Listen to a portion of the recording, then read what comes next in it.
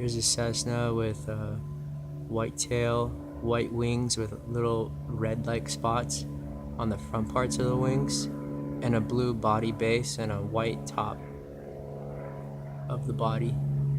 It's flying in a straight line and it's buzzing. It's probably a private citizen who won't be paid until much later now, so they can have a citizen and a blue plane out here. Also, the uptick on the tail is the same color as the spots, are very similar to the color of the spots on the underparts of the white wings.